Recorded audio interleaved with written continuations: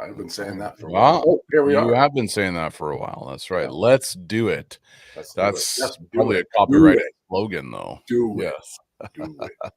That's right. Well, hello, everybody, and welcome to another edition of The Dream Show. Dream Show. And we're just going to take a second right now and share the video feed if That's right. you'll permit us to do that and let everybody know that we've gone live. We're live on Facebook and on YouTube. And so let's do that. Share and share alike, I think is what they say, right? And and if you could take a second and click that like button and click the share button, let people know that we have gone live. That is always super helpful. So here we go. And I've just shared it around. So welcome. There's Annette. Oh, Kim McEwen is on. Wonderful. It says Doug and Kim. I'm assuming that's Kim. And very good friends. I was just on a live show with Kim and a group she's part of. A week or I think it was last week. It feels like it was forever. It was a while ago, but it was just, I think it was last week. And we had a wonderful time together. And I really enjoyed that group. The Shirley Robinson show. So great to see people jumping on. And we've got I guess we have a good show docked up. I have some thoughts that I'd like to share. And then, we'll see what kind of dreams come in. And we'll go from there. So welcome everybody to the Dream Show on Friday. We go live at the end of every month. The last Friday of every month we go live. We interpret your dreams and answer the questions that you might have about the experience of dreams, visions, the kind of things that happen to us that are strange yet very impactful. And I was thinking, Dad, about you and I have been talking about putting together some podcast episodes regarding the healing journey. Yeah. And so we're just kind of plotting that out and working through that, and it'll maybe in the next few months it'll be people will be able to peruse those on the Wind Ministries podcast. But I was thinking as we were kind of plotting that out and putting it together, the impact of the impact of dreams and visions in the context of healing, and how healing can't really happen apart from connection with the Father. Like how does it happen any other way? So when you say healing, you mean? Well, I mean the healing, all forms of healing. Yes, okay. Yeah, all forms of healing. Okay, so when the human being is being put right, being set back into our way that we were actually intended to be, yes, then that requires the presence of the Creator to put things back to. There you go. Yeah. Yes. Okay. And so one of the ways that happens is through dreams and visions. Yes. Yeah. And this is really the journey of humanity, is finding our way to being put back together. Yeah. And that's what most of us struggle with is. And I love how Tom Wright says it, that these Jesus came about setting things right. And that's right. And when humanity is set right, and that, now I don't mean that in I'm going to set you right, but rather when we're set right, put on the right course, put back into into what humanity is, the actual natural flow. Realigned. Yeah, that's what he means by set right. Yeah, exactly. So in doing that, humans become actual humans instead of going down a journey that makes us less and less. The qualities of being human, right, are meant to be that which reflects the Creator. Right. But when our qualities become less and less, become more divergent from that standard, yes, we become less and less human. Well, I read. I know that's kind of philosophical, but well, here's a practical way that you can say that, because I was reading some in some book about Jesus, not the Bible, but there's a couple of them out there. There's a couple of those out there. But it was in the context of human emotions and how sometimes our assumption about the spiritual life is that we become less and less emotional. Oh, yeah. Right. Yeah. It's this like we shed our we shed our kind of what we would identify as the carnal, lust, greed. We become more Spockish. Exactly. Yes, that's right. Spock is kind of there's a great Star Trek reference for us. Yeah, we become very Spockish. That's the picture. We're not moved by emotions anymore, right? And I was writing a newsletter, and Aaron was even like, "It's some of the things you're saying here. Seems like you're saying we aren't, our as we grow, we become less emotional." That's not the case. The case is, and I thought this was the quote that applies to that, is that there was at one point in the Gospels, Jesus becomes so angry that he heals someone. That's true. Right? Yeah. And that was like, oh yeah, there's a very directed channel of anger towards a godly purpose, right? Yeah. He gets so angry, he heals a guy. Yeah. And it's like, okay. I know what you all are thinking. Yeah. I know what you're saying. Yeah. And right. Yeah. So I thought that's interesting. We're going, well, I don't want to feel anger anymore. I don't want to feel all these what we would call big emotions that are hard to recover from. But when we're integrated, and by what I mean by integrated is that we are alive to the presence of God and walking with him in a way that we're tangibly aware that I'm his and he's mine. Yeah.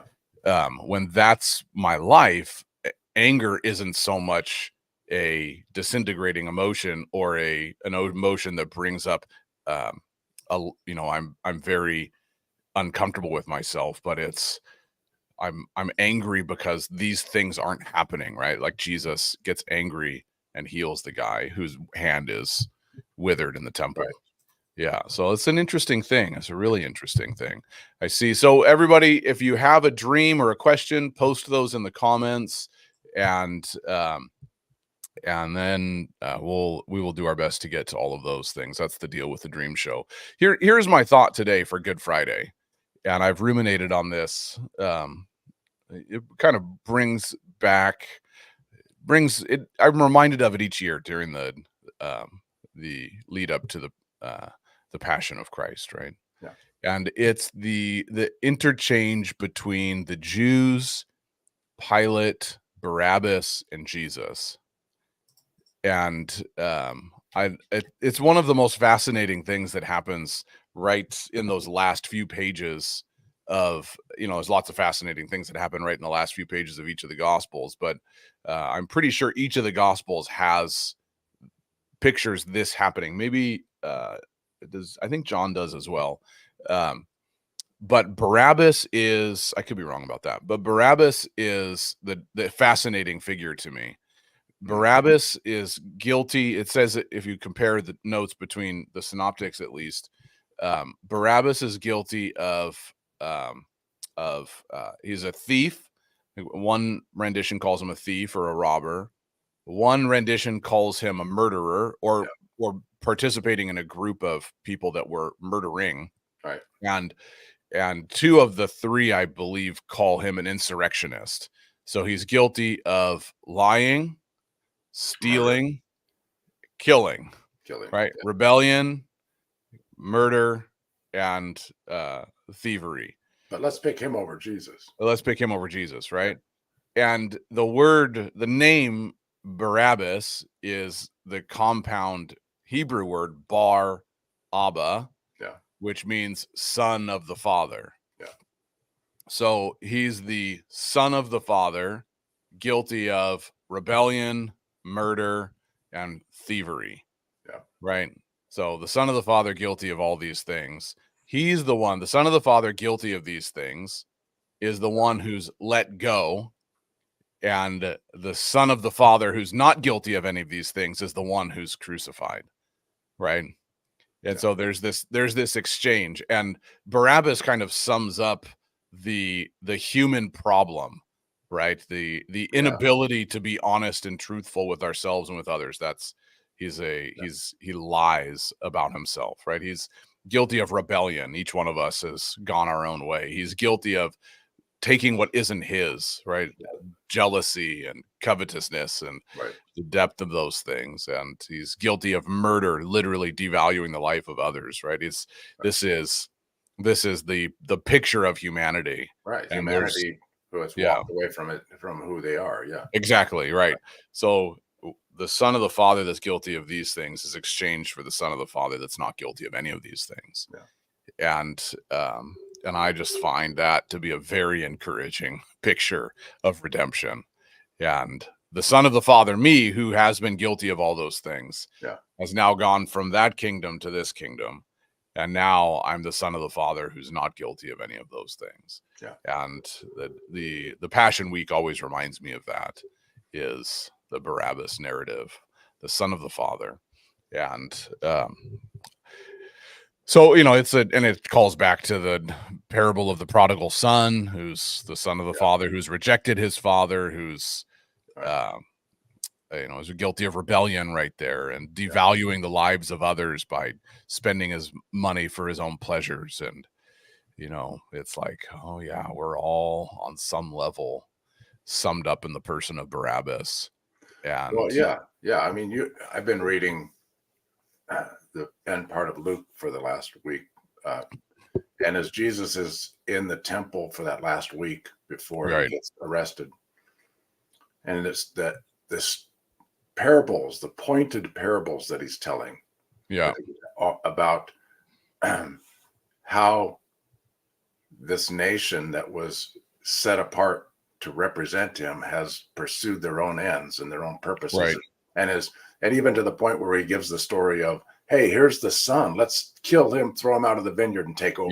Yeah, that's right. And that this is gonna now we can run things the way we want to run them, which is back to the whole rebellion of Babel. Yeah, that's right.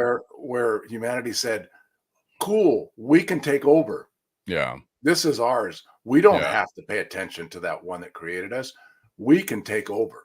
That's right. That's the big lie. And it's this revolving lie that humanity keeps existing and embracing. That's right. That is, and what does it take to overwhelm that lie? It took a sacrifice. Yeah. It just an incredible sacrifice of it took more love than the lie could produce. Yeah. And that love is the only way that it could be overwhelmed was by love. It's just this phenomenal story that gets lost somehow in all the salvation, are you in, are you out discussions where the implications of the power of this love seem to get lost sometimes. Here's one that is rooted in some of the ways that the early fathers read the book of Psalms. And this is another thing that's been impacting me. And we'll get to, I see that Kim has posted a dream and Chris has posted a dream as well. So if you have any dreams, post them. We'll get to them in just a minute. And if you have any questions, feel free to post them too, and we'll do our best to at least respond to them. Great to see, by the way, great to see Chrissy jumping on. Happy Good Friday to you as well. Wonderful to see Rita jumping on, and Jim. Good morning from Missouri there. Good morning. Good afternoon, actually, for me from Prince Edward Island. So wonderful to see everybody. I typically kind of meditate and pray through the Psalms once or twice a year, because you can basically go through the Psalms twice a year if you go one Psalm a day. And it's just a prayerful rhythm I've been doing for probably the last 5 or 6 years or something like that. And I find a lot of fruit and value in that. And I'll take notes, things that impact me and all that. And then it's funny to revisit some of the things that stood out to me in years past. right? And then things that presently stand out to me. It's funny reading the scriptures so many times over and over and over again and realizing how they speak to you on different levels and different wavelengths. Yeah. And so my note taking through the Psalms is really just what stands out to me and what impacts me is it's not so much studying the Psalms, right? That's different than praying through them. Right. Anyway, I have a friend who Murray and I did a podcast interview with a friend of mine named Matt Esquivel, who is a Augustinian scholar. Essentially, he's finishing up his PhD on some very specific aspects of Augustine's theology. And he talked about how Augustine read the scriptures, and now realizing that many of the early church fathers read the scriptures through the lens of, read the Psalms through the lens of the voice of Jesus. That many of the Psalms embodied the human voice of Jesus. And when you start seeing it, it's very difficult to unsee it. You keep messing with your light there. You're fine. So like Psalm 2, for instance, where it's obviously traditionally David wrote Psalm 2, right? But there's just things where it says, well, I'm just looking at this one here. Where is it? Is it Psalm 2? Oh yeah. And so he says in verse 7, David saying, he said to me, you are my son. Today I have become your father. Ask of me and I will make the nations your inheritance, the ends of the earth your possession. And we know Hebrews picks that up and says, actually, this wasn't about David. This is Jesus, right? Hebrews 1 talks about this very specifically being said over Jesus. And so David's writing it saying, I heard the Father say to me, I heard God say to me, that you are my son and today I have begotten you, right? That's the Hebrews language. And Hebrews goes, actually, this is what the Father's saying to Jesus. Mm-hmm. So essentially, when you read it through that lens, this is an interaction between Christ and the Father, right? The Son and the Father, where the Father says to the Son this. So the voice isn't the voice of David, the voice is actually the voice of Jesus. And because Jesus is the Word who declares the Father, and he does that in the Old Testament too.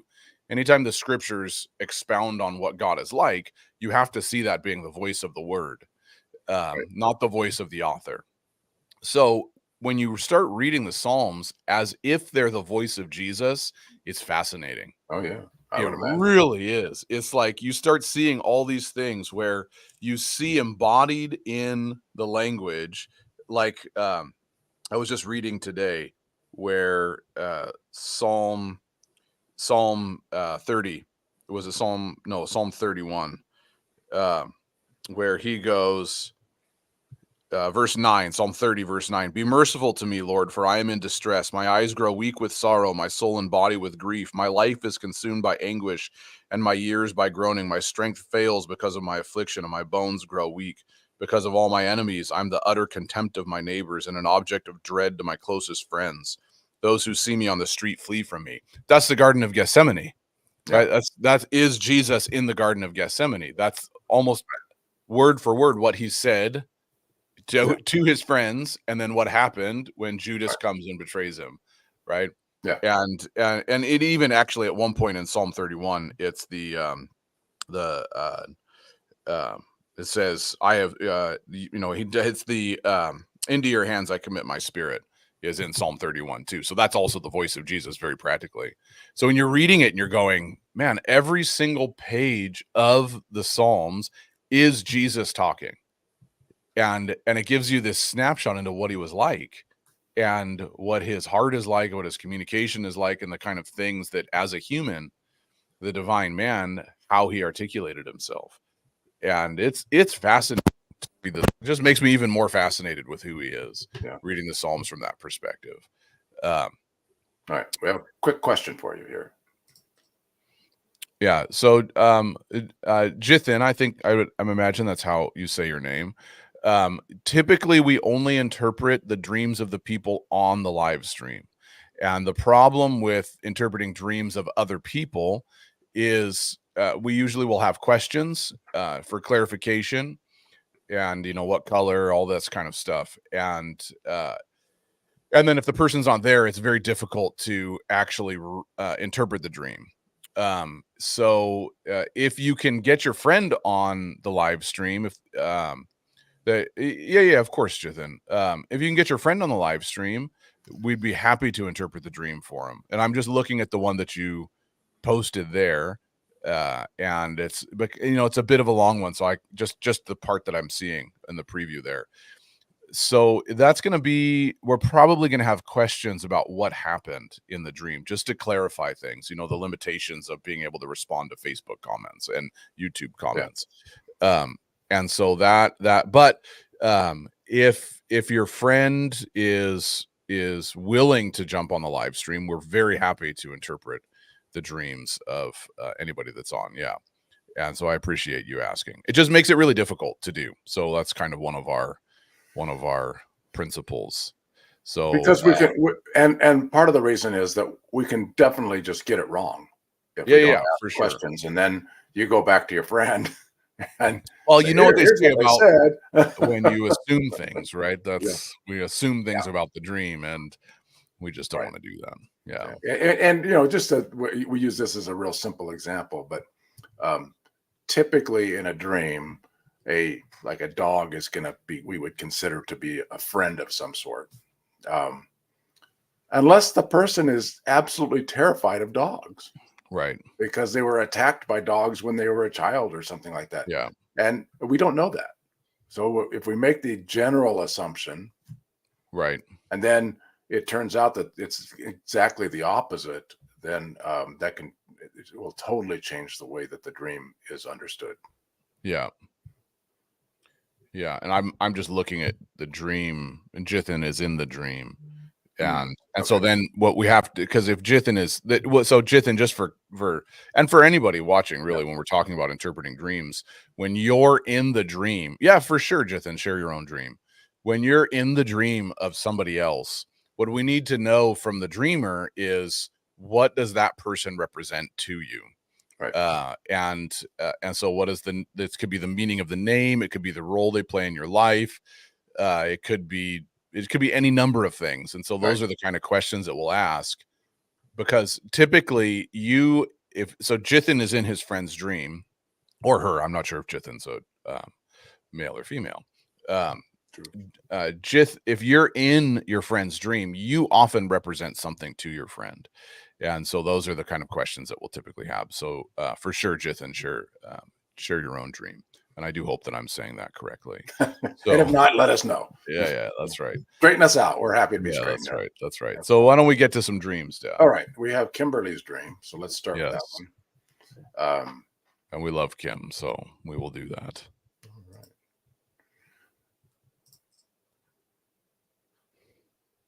Give me a second here. Yeah, you're bringing it up. All right. So in this dream, she says she had a dream. All right. I was in a larger room of a ministry building. People were in the room with me. Across from me was a couch. An older white-haired couple was sitting on the couch. The woman had silver-colored spectacles. They had beautiful smiles. A younger and very tall man was standing chatting with them. I'm assuming she says, I heard the couple say, tell Kimberly. I came over and knelt down in front of them. The woman looked at me with a huge smile, took the blanket off her lap, and said, I'm pregnant. I am pregnant. I was so excited. I also had a fleeting thought about the health of the baby because of her age. Next, we were gathering. The gathering had ended, and our team were putting things away. We were now in a very wide hallway. Someone began to say, I am concerned about the baby. I stopped and said, the baby will be fine. I stopped them and said, the baby will be fine. They have the best obstetrician and the best pediatric specialist. I woke up. Oh, I love that. That's a great dream. Yeah. And she said, I don't know if you saw this. Kim said this. She had the dream 2 weeks ago on a ministry trip to Scotland. Yeah. Well, it's a current dream. Yeah. And she commented that she meant she heard. Yeah. Yes. Yeah. Well, and, there's a few layers to this. There's kind of the there's crickets in the background. Yeah, it's my crickets. Sorry about that. There's kind of maybe the general layer where Kim is encouraged, because I'm assuming the older white-haired couple, that you did not know them. That's what I'm guessing, and based on your description, and the young, very tall man was that you didn't know him as well. Yeah. These are just kind of generic people that are in a ministry setting. And so part of this, so Dad, I want you to comment too, because I know Kim quite well. Yeah. So she didn't know any of them. So because basically what you have Kim doing is so you've got this older couple who they say they're pregnant, right? Kim's told that she's pregnant, and then there's a question about their ability to produce, right? The second part of the dream, there's a question about their ability to produce, and Kim has the question, but just goes, no, it's gonna be fine, right? So there's a question about their ability to reproduce, and Kim goes, I love her statement. The baby will be fine. They have the best obstetrician and best pediatric specialist. Right. They have the best doctor or healer that is possible, right? This is Jesus, of course. And so I think in a kind of in a generic sense that there's a call on Kim's life to see people that have been deemed incapable of reproducing, or that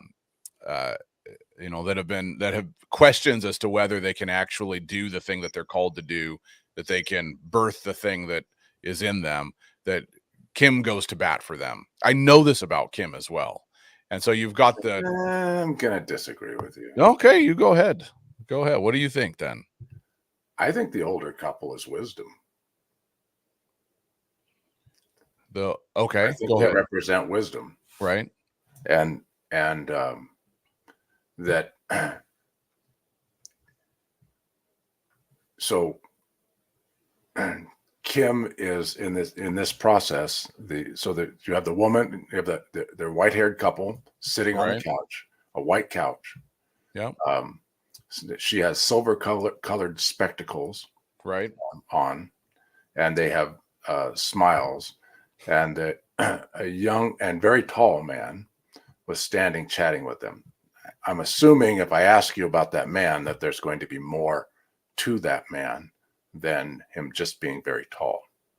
But there was something unique, obviously, about this man. So,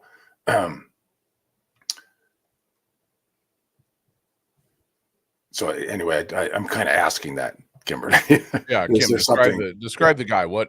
Yeah. Give us a little bit more insight into how that guy. Yeah. How did he feel, and what was his presence like? Yeah. So, how did he come across? Was he bright and shining? Was he dark and kind of obscure? Could you see his face? Any other facial features or features, colors, clothes he was wearing, that kind of stuff? Yeah. Yeah. Because something, it's so assuming that I'm right here. No, I think you are, Dad. No, that's good. That this is something being imparted to them, and she's being called into it.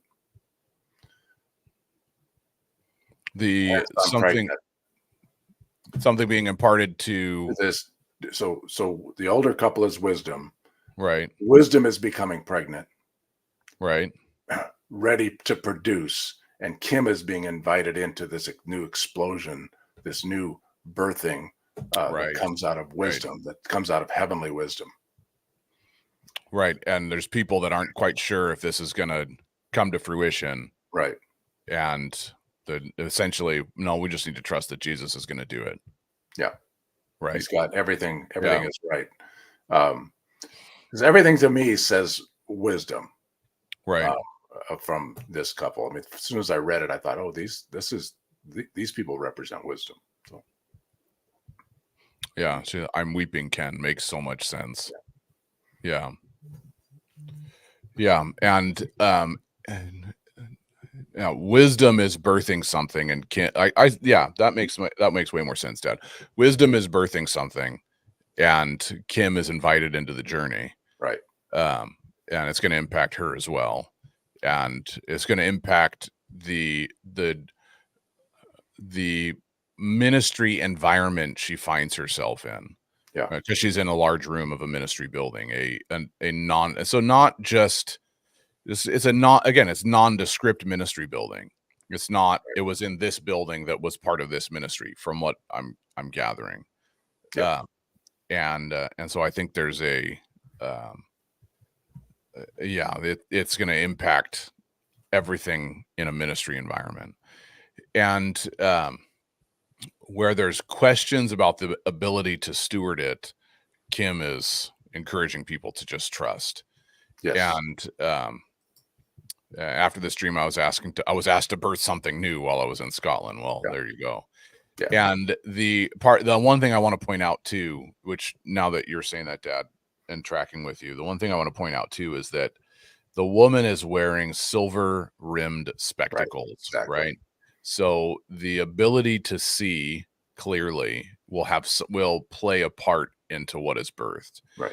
And the ability to see also through the lens of redemption. Yeah. And the lens of the refining process, which is what that's going to be part of the birthing process, is going to be seeing through the lens of redemption and refining. Silver, I've refined you as silver, removing the imperfections, and the ability to see clearly, which is what spectacles are, right? Right. Yeah. I'd hazard a guess at the tall and slender, dark hair, very kind, intent on listening man would be Jesus. It's either Jesus or an angel. Yeah, Jesus or something's being imparted, but that's right. Yeah. Yeah. So Kim, we bless the, and it's not so much that Kim, I think part of the dream too is saying you're not the one actually birthing it. It's being birthed around you. Yeah. And so you're not like I would say this, Kim, knowing Kim too, that there's seasons past where you've labored in the birthing process, but you're just participating in a birthing process that's happening, that heaven's decreeing it's happening around you. So it's not so much your labor to birth it as it is to just watch, witness, and trust that Jesus is going to bring it to pass. And the great physician will. So the obstetrician, right, and the pediatrician, those are the two, right? Right. So this is I'm just going to go out on a limb too with this one, is that when things that would obstruct get in the way, right? The obstetrician, when things that would obstruct get in the way, just trust that Jesus is going to deal with it. Yeah. That's the obstetrician. And then when childishness gets in the way, the pediatrician, when inability, all that comes up, just trust that he's going to deal with it. Yeah. So that's because it's an obstetrician and a pediatrician, and it's the best one. So when things that would obstruct get in the way, Jesus is going to take care of that. When childishness gets in the way, immaturity gets in the way, Jesus is going to take care of that. Your role is to trust. Yeah. Yeah. Cool. Very good, Kim. All right. We have a dream from Chris. That's right. In several sections here. I'm going to pop this clarification up first. Chris, are you still on? Just want to check. So he wants to clarify that his brother does not appear sick. He looked like he did right before he got sick. He also gives him a hug in the dream. So knowing that, and let's go back. Okay, so when he had the dream, when your brother was 4, he was very sick. And That's I'm assuming that's what he's saying. He was very sick around this time, around the time he was 4, right? Yeah. But in the dream, he's not sick. But in the dream, he's not. Yeah. Right. So, so Chris says, did we find out if he's still on?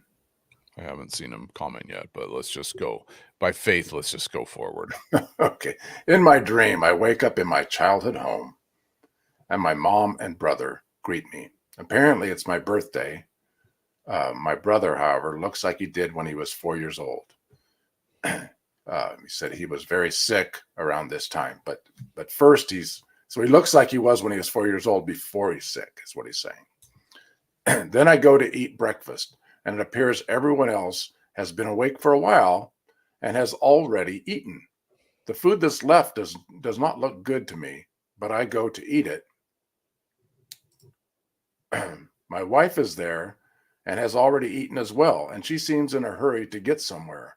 But it looks like we have plenty of time to get where we're going. To me, so I urge her to relax. So I'm guessing in this dream. So he says he wakes up in his childhood home, and his mom and his brother are there, and his brother is the same as he was when he was 4 before he got sick. Right. But he's the age that he is now because his wife is there. Yeah, that's why I'm hoping Chris is on, because there's definitely some questions. Yeah. Yes. So he says, what the food, I want to know, why didn't the food look very good? Was it like rotting, or was it just something you don't like? Why didn't it look good? Or was it just a general sense did it not look good as in it wouldn't taste good, or did it not look good as it wasn't nourishing? Because those are two different things. One's personal preference. One would actually be something that would be harmful. Yeah. And was it eaten by the others? If it was, the food was perishing in that sense, was it eaten by the others before it was perishing? So there's a lot of questions there as to, because you're going, this food's not going to be good to me, but was it good to them, or were you concerned about how it impacted them? Those are right. We've got to clarify those things. And dreams where you end up in your childhood home are typically addressing issues that stem from childhood. Yeah. You're revisiting good or bad issues. Good or bad. They're not always bad issues. Yeah.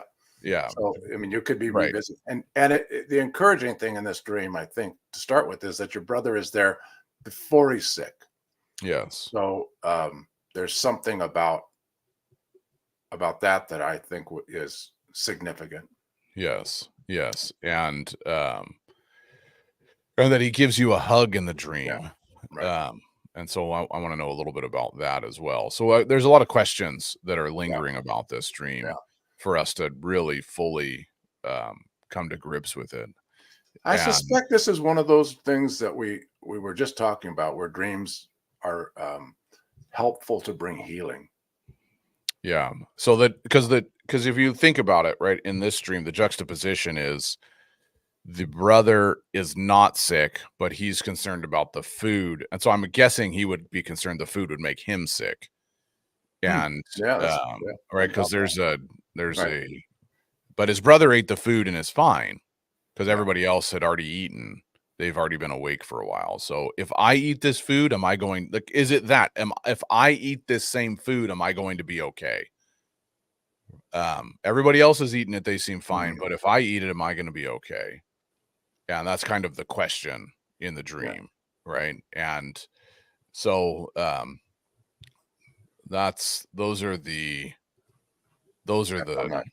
I'm not hearing from Chris now. Yeah. Sorry, Chris.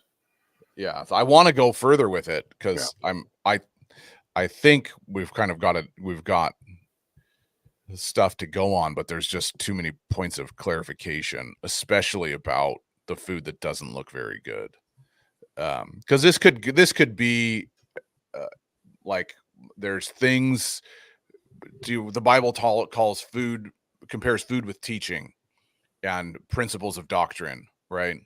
And so is it, these people are exploring things that I'm not comfortable with, and the food doesn't look good to me, but it's been good for them. And so is it a wrestle with something like that? that's where I want to know, well, is the food got mold on it, right? And so you're going, they've eaten this stuff and it's not good. And so that's the thing that I can't, like, is it a discernment thing going, people are eating food around me that's not good, or is it people are eating food and it's fine for them and I'm not sure if it's fine for me, right? There's you could go both ways without knowing what the context of the bad food is. Yeah. So, maybe Chris, we don't know, maybe Chris when he was young was like my daughter who's very picky, and she goes, all that food looks gross, and it's like, it's not gross, it's just you're picky. So yeah, those are questions we would need to have addressed before we could interpret that totally. Yeah, I agree.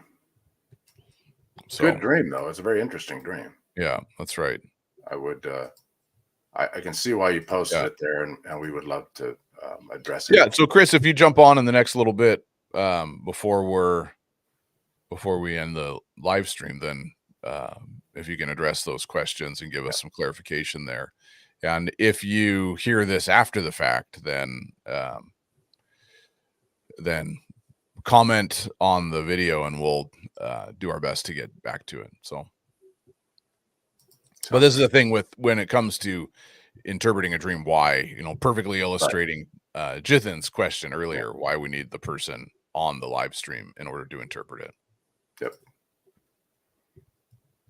We won't always have questions, but if we do, then, well, we can only put, what are you doing there, Dad? I have no idea. All right, there we go. Well, no, it's not working. Lost right. It. Something's wrong. Oh, okay, there it is. We're good. That's weird. Yeah. Yeah, something weird with my video stuff. Well. All right, now it seems to work. All right. All right. This one is from Jitham. Jithan's dream, right. Right. And she's entitled it Up the Rocks in a Well-like Structure and Snakes. So she had it just last night or yesterday. So she says, or he says, I'm sorry, Jitham. I was at the bottom of a large well-like thing with rocks all over. I did not feel like I was in it, but felt like I was, when I looked up, I saw something like the structure. In other words, I was not down under it, or I did not fall into it, but I was looking up. There was this kind of structure and possibly in a touristy place. So Jithan was like observing a well-like structure, basically. Right, exactly. Right. Then Jitham saw white snakes evenly distributed and looked around. They looked almost like plastic ones to scare people. I was then climbing up this well-like structure and even saw black snakes in between. Then at the same time, in the natural, my daughter Jessica put her hands on me, and I got scared thinking her hand was a snake.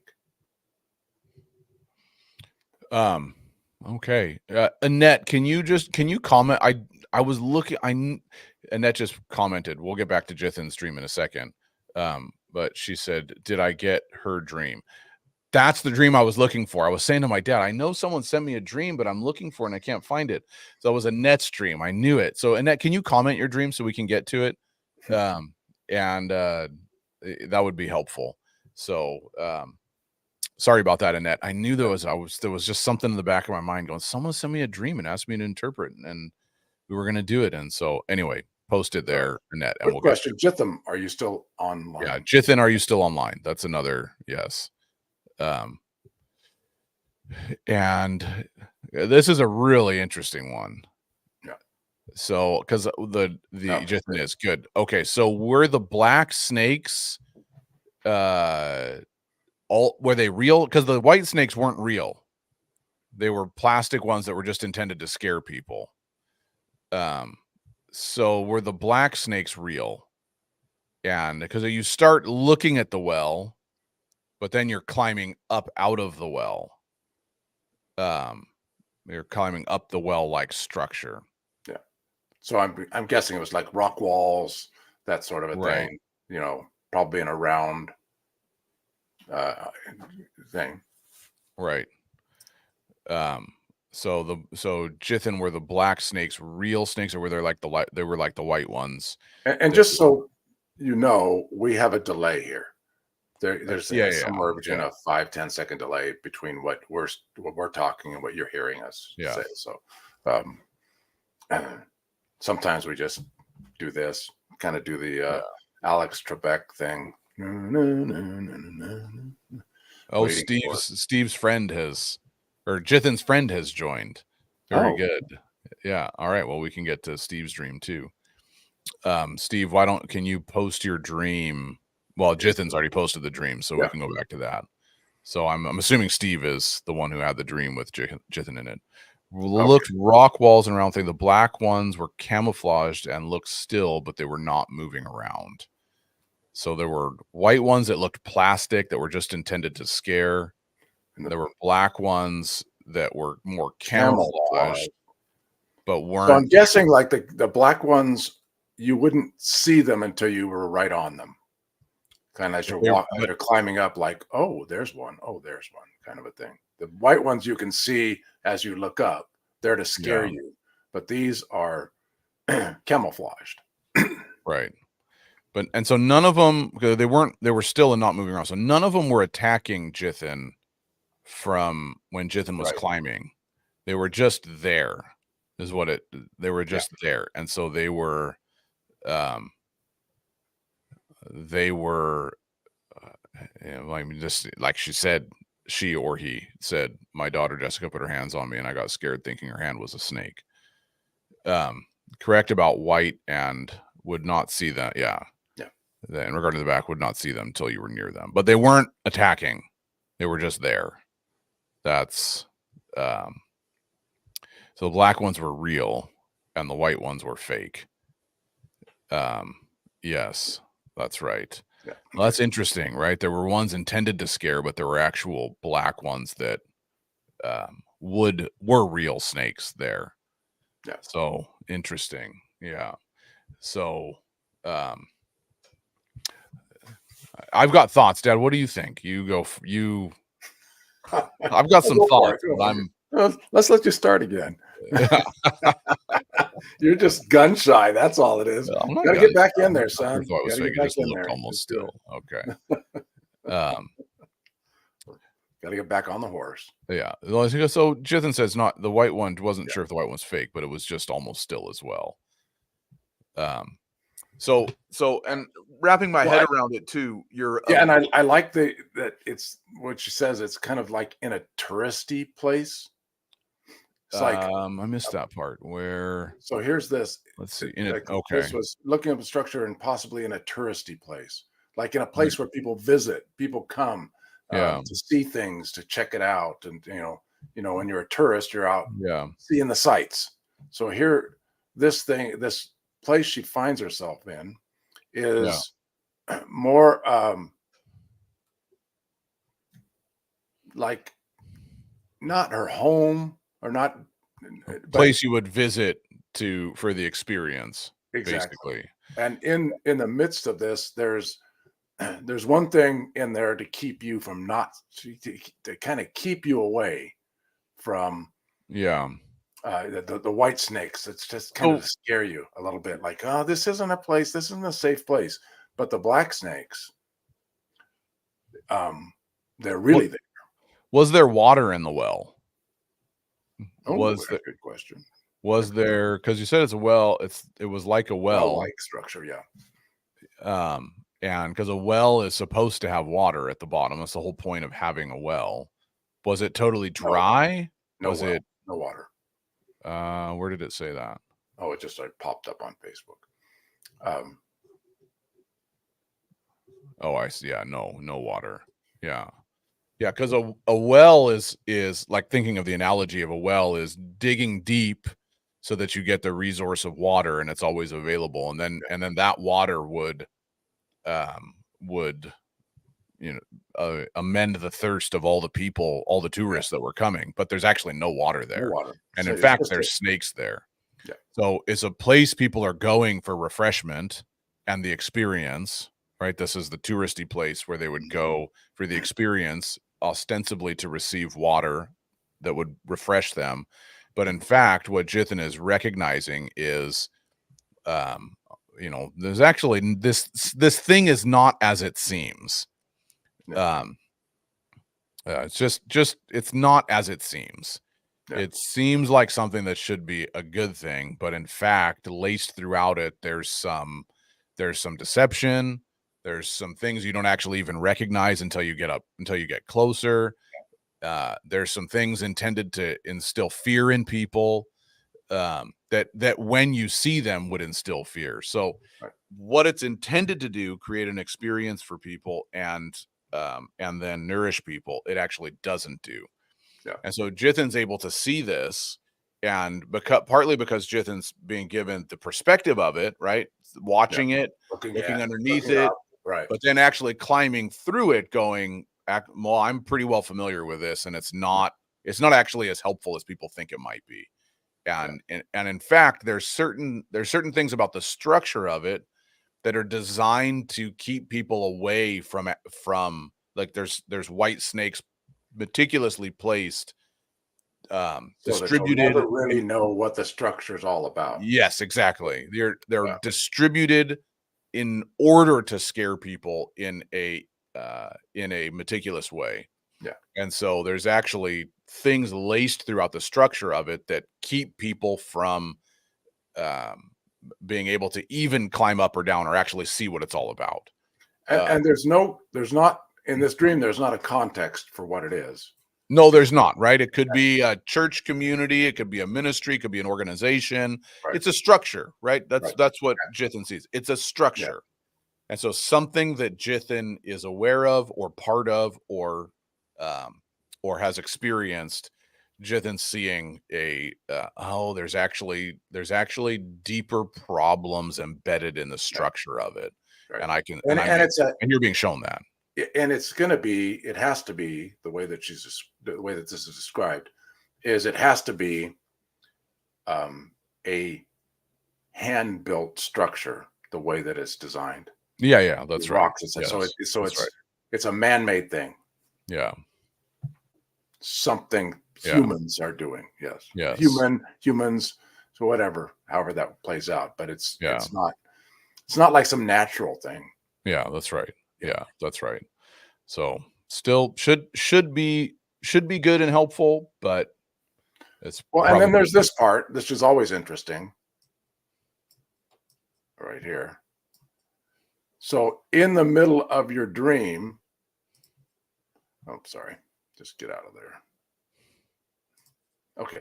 In the middle of this dream, it's so real to her or to Jithin that when the daughter Jessica puts her hands on her. Oh, that's one of the snakes. I think that snake's real. That's how involved Jithin is in the dream. Yeah. Yep. So that kind of stuff is a dream like that, an experience like that is given for intercession. Yeah. Because you're watching it happen, and you have the experience of climbing up and down the well.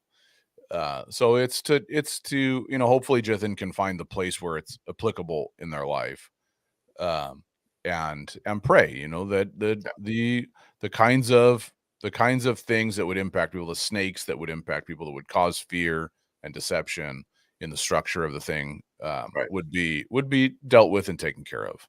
So you can remove all the snakes, and the structure would be none the worse for wear. It would still be a good tourist attraction for people to look at. The problem is there's snakes laced throughout it, and so that's what really needs to be dealt with. Is the infrastructure has deception built into it, and that needs to be removed. That needs to be exposed, and that needs to be dealt with. Yeah, and so this, as you say, this is an intercession dream, and it helps you understand. So when you're looking at something that seems off to you, the dream is saying, "Yeah, you're right. Yeah, that's right. There is something wrong with it. There's something laced into it, built in. It's designed. No, I can't say designed. It's become something that is has this deception embedded in it. Yeah. Very good. Still hiding. but there. Yeah. Not easy to see. So Jithan, we bless you to be able to see and understand how to respond to the revelatory insight that the Father's given you into the structure of things and into the use of things, that the Father would lead you and guide you in your prayers and in the things that you're involved in. Yeah. And so let's see if we can let's do a net stream and then get back to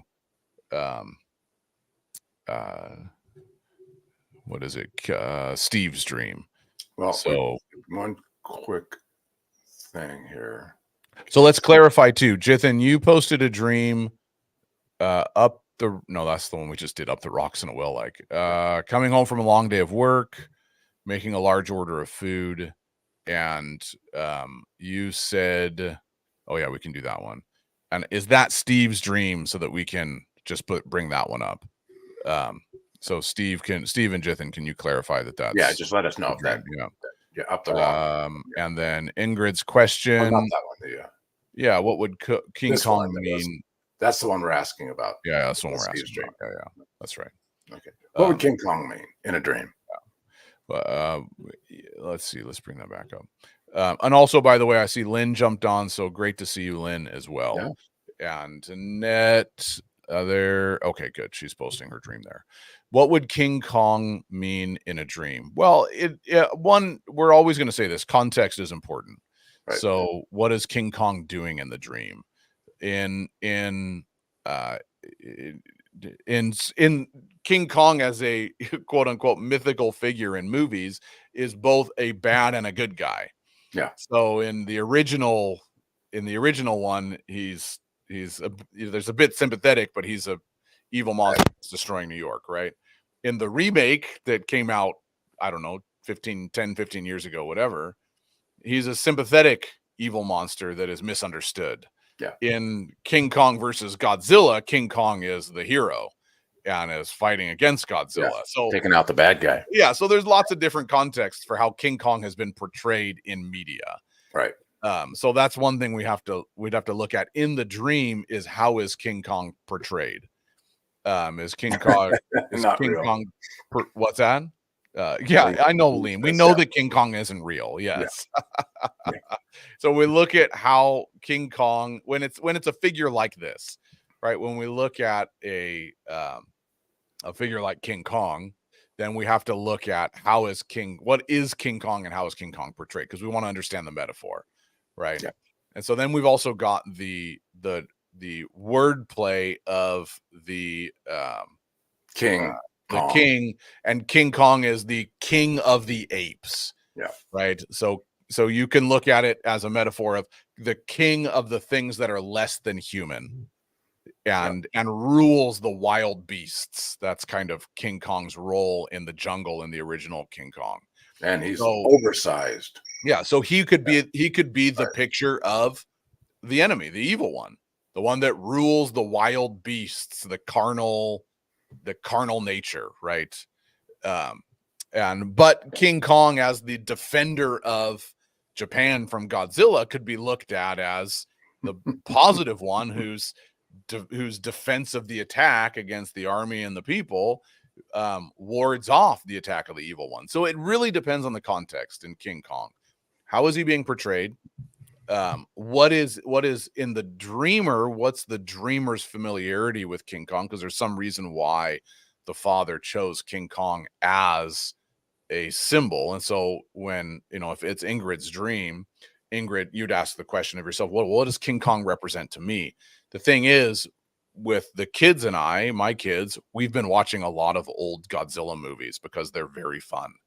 And you can find most of them on they've been around for so long that they're free to watch. Yeah. And my youngest son, my 5-year-old loves the Godzilla movies. So we've watched a number of King Kong and all that. So in my mind, I would have all this stuff. If King Kong showed up in a dream, I'd have to go through all of those things. Ingrid may not have such a nuanced take to King Kong. So you have to ask those kind of questions. What's King Kong doing? Why King Kong and not? How is he being portrayed? Yeah.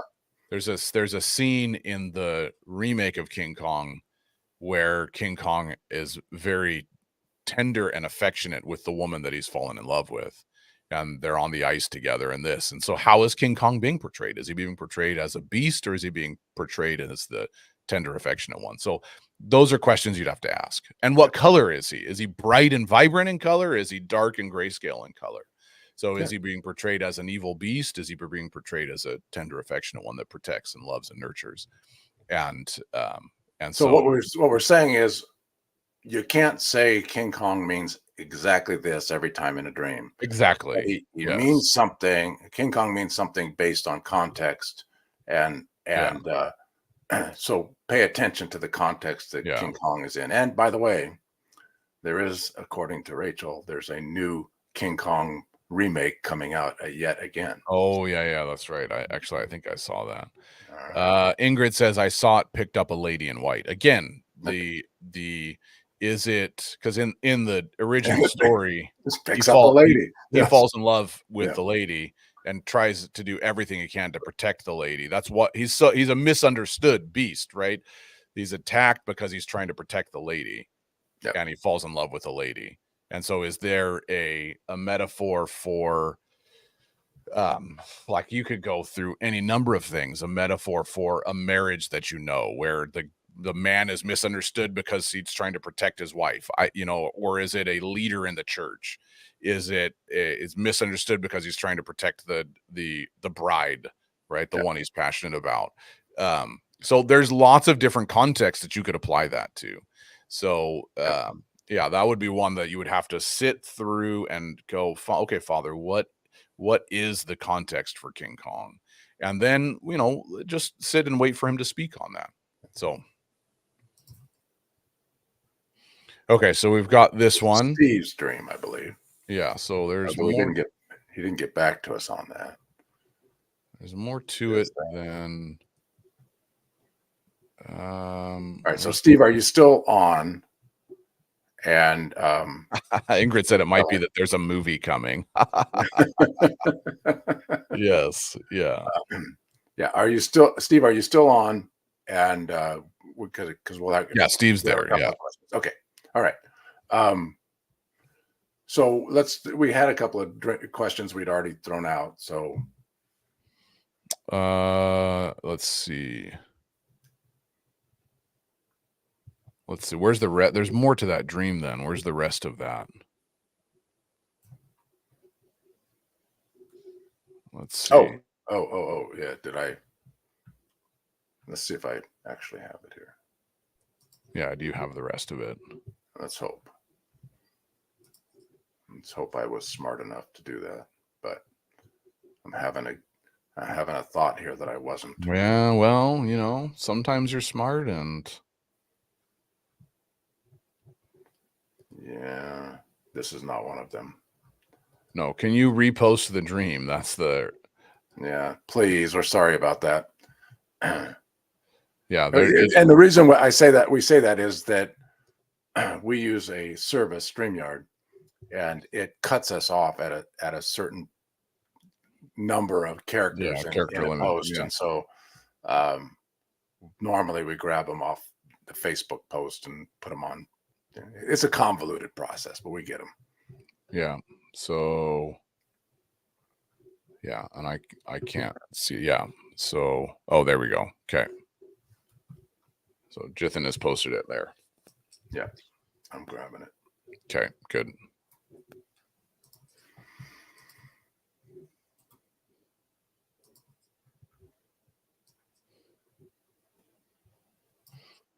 Let's bring that up, and we will get to that one. Then Annette, we'll get to yours. We'll go a couple minutes over and get to yours. All right, let's take that out. And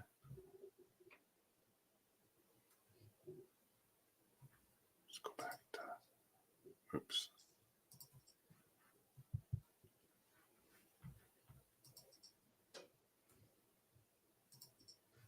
There we go. All right. This is Steve's dream. Coming home from a long day of work, I've made a large order of food to be delivered to my house for an event. I am in my childhood home. I lay down on the sofa in the living room to take a nap, but aware not to miss the delivery. So kind of light napping, I'm guessing, is what this is about. I fell asleep and was asleep for a couple of hours. When I woke up, it was clear I missed the delivery. My father and his friend were in the backyard. I did not have any interaction with them. At this time, I was very worried about disappointing my friend Jitham, as the food was for a gathering later that evening. Then I noticed I'm holding a big bag of food that I ordered. The food is like Lebanese sandwiches, like shawarmas. Everyone is happy we have the food to go to the gathering.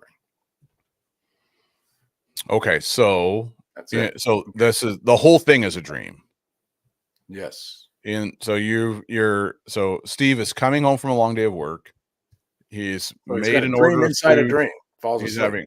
So he's made an order to so because there's a gathering later, and he's responsible for the food. He's in his childhood home. He takes a nap when he gets home, and thinks he's missed the delivery. So, oh no, the food I ordered for the people isn't going to be here. And then my father and his friend, he was worried about disappointing his friend Jithan. Okay, so the question for Steve is, what does Jithan like? Is Jithan just a really good friend? Is Jithan a leader? Is Jithan the pastor of this group or the leader of this group that's gathering? So who is Jithan to Steve? That's one question. Well, and I love how this is juxtaposed here. Yes, I know exactly. So I was very much looking at that, right? Yeah. I feel like, in a way, friend and leader. Okay, right. So he's got his friend and leader, and he's also got his father and his friend in the backyard, right? So you've got I didn't have any interaction with my father, and you also didn't have any interaction with Jithan. It doesn't seem like, but I'm gonna disappoint him because I missed the moment. And I love the redemptive nature of this dream, because you don't even realize that you already have the food to give. So, you're holding it. Yeah. Right. Yes, exactly. I was supposed to be the responsible one, and I've let everybody down. Right. That's the feeling in the dream. I'm disappointed that I'm going to. So this is the interesting thing about it, right? Is that's normal for everyday life. That kind of stuff can happen, right? But in the dream, you're in your childhood home, and your father and your father's friend are in the backyard. So this is telling you something about childhood patterns. Yes. That's what this is telling you about. And I'm concerned I'm going to disappoint my friend and leader. And this is probably, I would hazard a guess, Steve, that this is the kind of pattern that you struggle with. Is I feel like I'm going to disappoint the people around me. And where does it come from? Where does it come from? It comes from childhood patterns, because I have no interaction with my father and his friend. They remain aloof in the dream, right?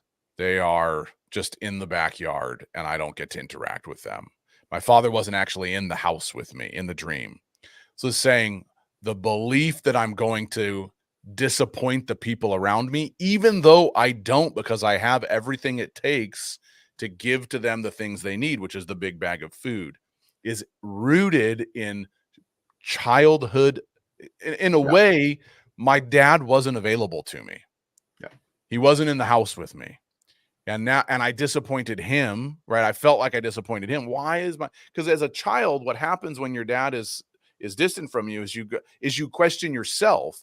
Really, the issue is the dad not being available, but you question yourself. Why doesn't my dad love me? Why doesn't my dad spend time with me? Why isn't my dad around?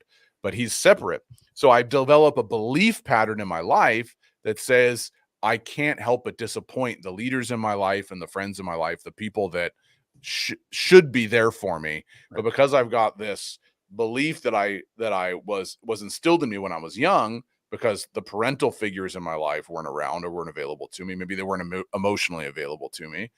They have their own issues and their own problems and all of that, but a kid doesn't know that. Yeah. All a child knows how to do is assume the problem is them.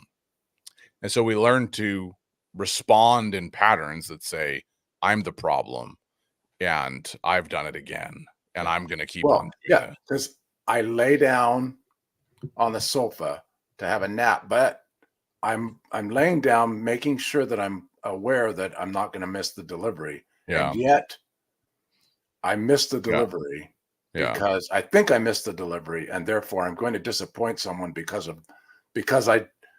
even though I planned to do it right, it didn't come out right, and therefore somebody's not going to be happy with me. And if somebody's not happy with me, where does that come from? It comes from my father. And this is the other thing that you were alluding to, but I just want to make it real clear. His father and his friend are in the backyard, which means we're looking at the historical reason why. Yeah, that's right. These things still go on today. That's what the backyard represents, the history, the things in the things in the past, the things in the back. Yeah. And so the beauty of this dream, honestly, is that it's an invitation, number one, to become aware, and to be healed. Yeah, because the question is, why do I feel like I'm constantly letting the leaders down in my life? And the answer is, you actually aren't. Right. The answer is, there's a pattern of belief that stems from the history you have with your own parental figures, with the leaders in your life in the past, the ones that were supposed to embody healthy maturity and help you become all you're created to become. They weren't there, or they weren't available. Right. The issues in the past and it's not to say, and it's not to say your dad was a horrible person or anything. No. We're just saying that's how the dream plays out. Yeah. It just impacts you. Right. That's right. That's how the dream pans out. That's right. So why do I feel like I'm going to disappoint them? Why do I wrestle with this? The issue is actually not you. The issue is a belief system that was instilled into you because of I didn't have any interaction with them.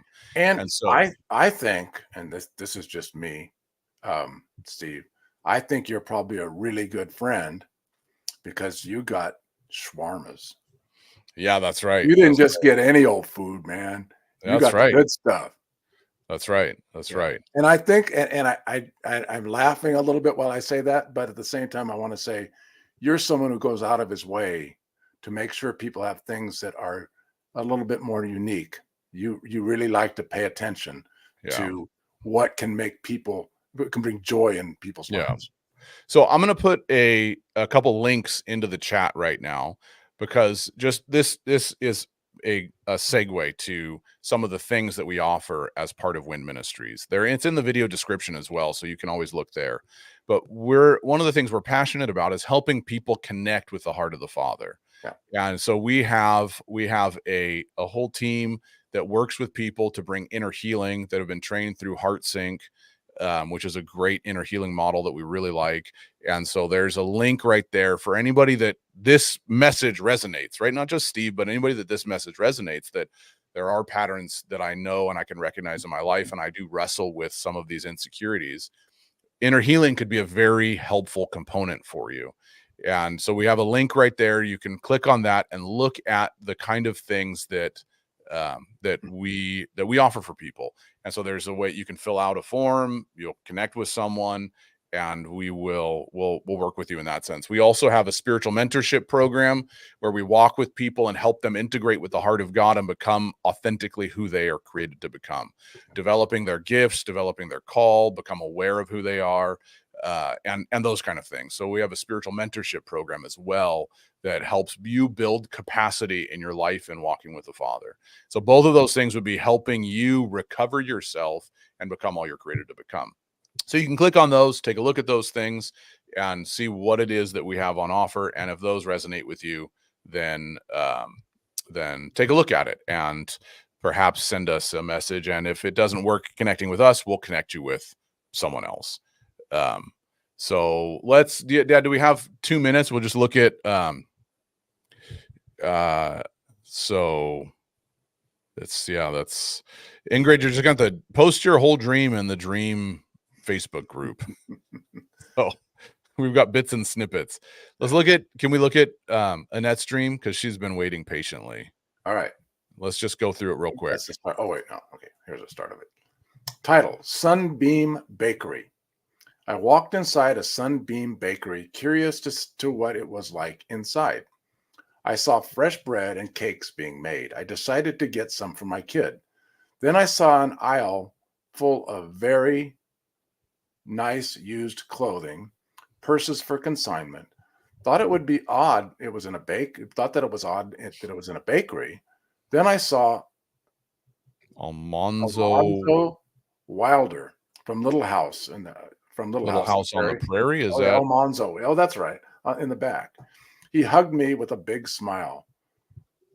We walked outside into a graveyard of my childhood church. The grass was super green and the grave markers were gone.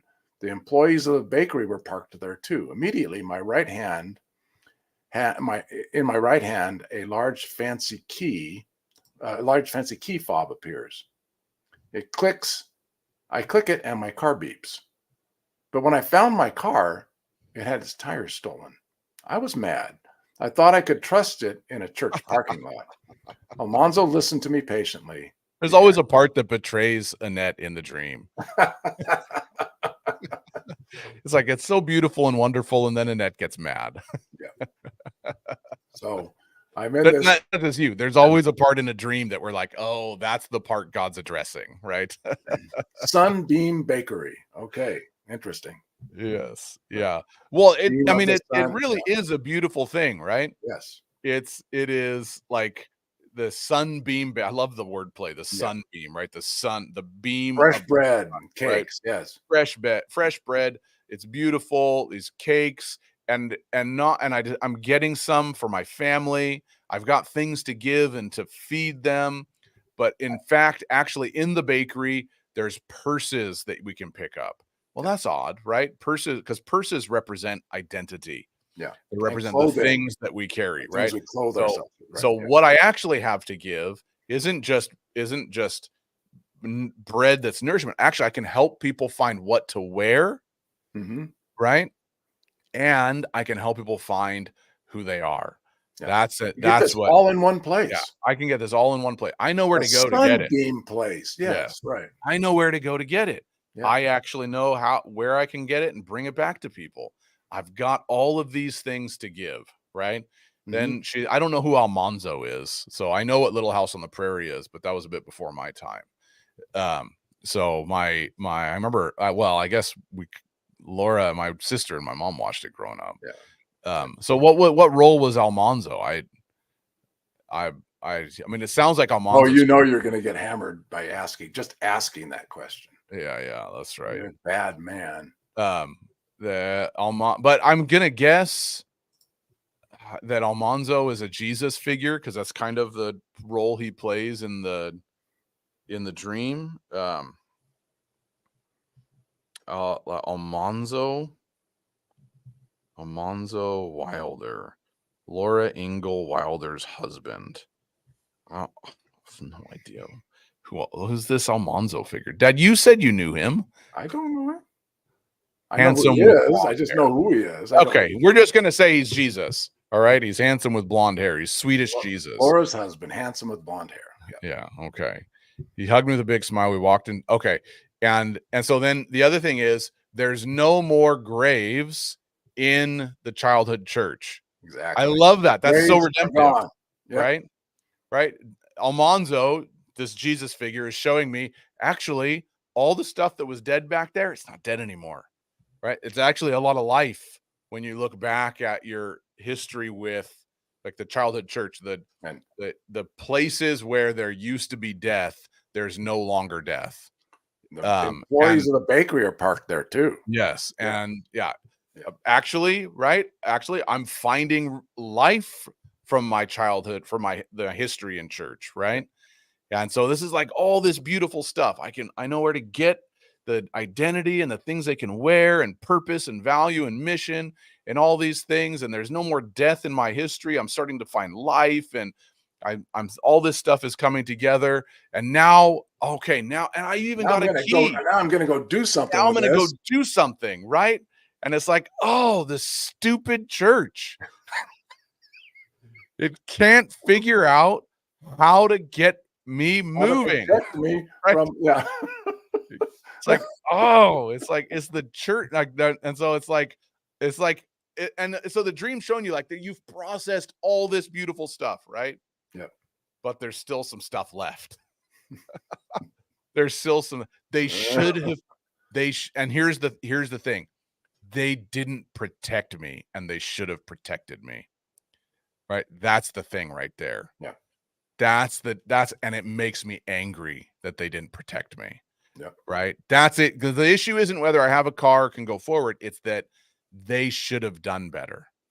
Right. And so, there's now the layer we're processing is we've processed all this other stuff, but there's the layer we're processing. They should have taken care of me, and they didn't. And the Lord's sitting, Almanzo, the Lord is sitting right there, just listening. Right. And that we're just processing this stuff now.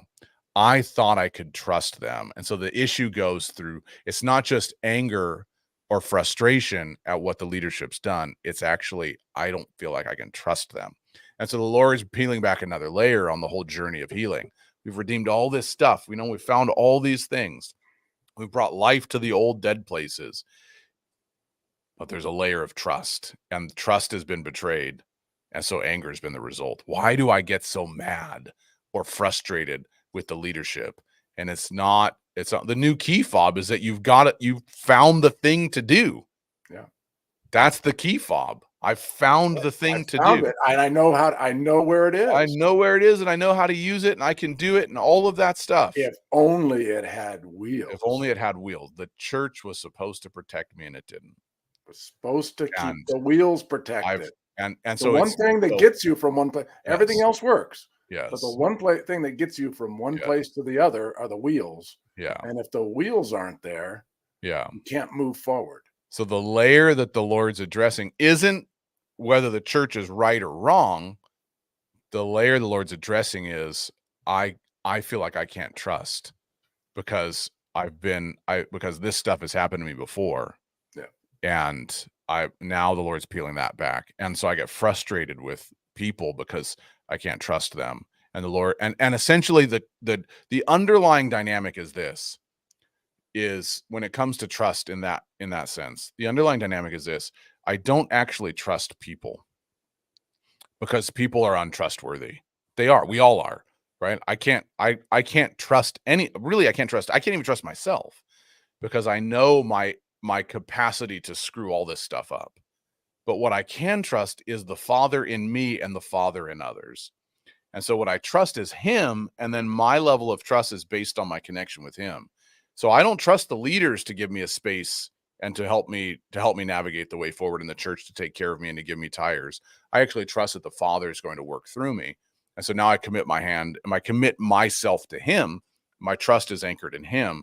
And now I can walk forward trusting others, but not because I trust others, because I trust that the Father's got my best interest in mind. And that I try and now, one of the things we say in some of the leaders that I walk with is who you do life with is more important than what you do, because who you surround yourself with will determine how you step into what you do. Yeah. And so it's not so much what you do and the function you have within the church, but it's who you put yourself around that walks with you and that points you back to the Father. That's really, really important. Way more important than I can find the bakery. The old stuff's been redeemed. I got the car. I can go forward. It is who you do life with. That's way more important than what you do. And so in a way, the Father's bringing you back to that place is you've got the what, but you're still wrestling with the who. And the who is way more important than the what. Who I'm around is way more important than what I do, because I've been around people that let my car fall into disrepair, right? So the what's not important, the who is important. And that's the challenge of the Lord is find your who. Find the people that you would put yourself around that reflect the Father the way you reflect the Father. and don't blame anybody else or look at it. Well, they didn't do this, all that stuff. Just hang out with Almanzo. Just hang out with the people that the Father's put you around and let him do the work. So yes, that's right. Great to see Zothili jumping on. Kim, that's true. It is true, right?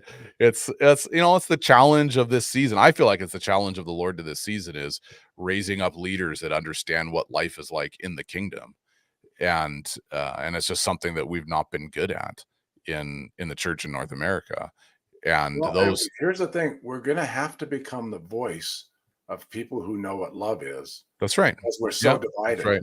We're so divided and so angry with one another that who's going to become the voice of love?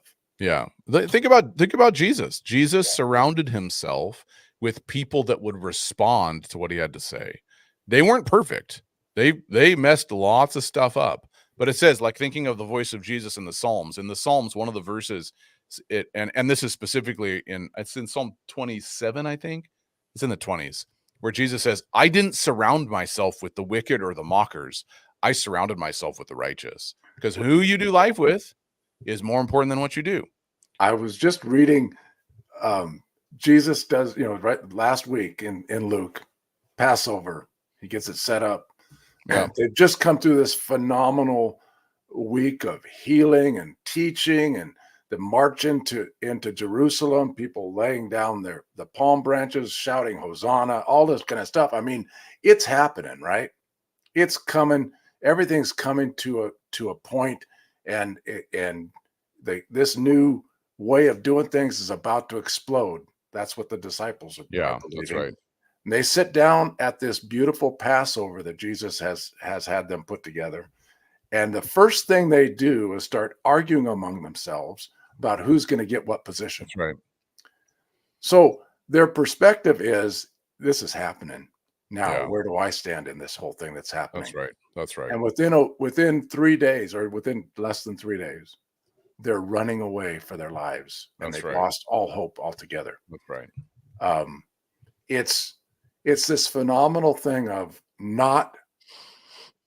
completely missing the point of what God is doing in the world. Yeah. Yeah. And it would be so easy to miss. I mean, we fault them for that, but I would be the same. I would miss it too. Yeah. And yet the invitation is to sit with Almanzo and understand what it is he's doing at this season. Yeah. Yeah. And he's leading, right? He's the one that leads the whole dream. Right. And at the end, he's just sitting there listening. God's a really good listener. Yeah. He really is. Yeah. Yeah. Exactly. And then, you voice your frustration, and then you pause and you listen. And what does he have to say back? Yeah. So exactly. Well, he'll help you process those things. Yeah. Exactly.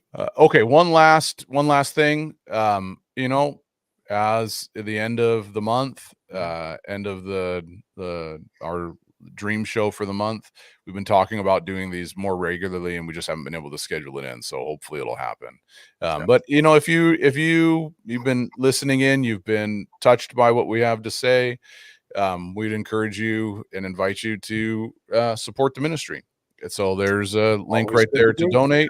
Always good. And we're trying to reach as many as we can with a message of the Father's goodness, and all of life happens in context of encountering him. And so that's what we do. We provide resources for people, including things like this live stream. And as you could tell, you did not have to pay to join this live stream. It's just a thing that we do because we want people to encounter the Father's heart. So if you'd like to donate and support what we do, that's what makes it possible for us to continue to do things like this. So there's a link right there, and it's tax deductible in the US and in Canada. So follow the link, look there, and we appreciate all those we appreciate all of you that walk with us regardless. But if you donate, then that's just warms our heart in a special way, because we can warm our heart with actual food on the table. Yeah, so there's the link there, and thanks everybody for all that you do in supporting us. And we just encourage everyone. Let's celebrate the resurrection. That's right. Coming in just in a couple of days. Today is Today is a commemoration of a disastrous day. Yeah, that's right. But probably Sunday the is most a celebration. disastrous day. Yeah, yeah. But Sunday is a celebration of something uniquely phenomenal. Yeah, that's right. Where life overcomes death in a way that death is no longer has a grip. And, that's right. Paul talks about that. But yeah, that's right. Darkness played its best hand. It did. It overwhelmed, and yet it was absorbed completely. That's right. That's right. And in its attempt to overwhelm, it was overwhelmed itself. That's right. That's right. Yeah. Yeah. Thanks everybody for wonderful to see Berta as well. Thanks everybody for jumping on. You want to say a quick Easter prayer over the people, Pops? Yes. May we know the love and grace of the Father as he poured it out upon his Son. And may we know the beauty and friendship of the Son as he spent his time with humanity, walked among us. And may we know that the revelation of the Spirit as he communicates to us the conversations of the Father and the Son. That's right. Over us. And may we know those things this coming Easter in Jesus' name. Amen. Amen. Amen. Right. Until next time, everybody.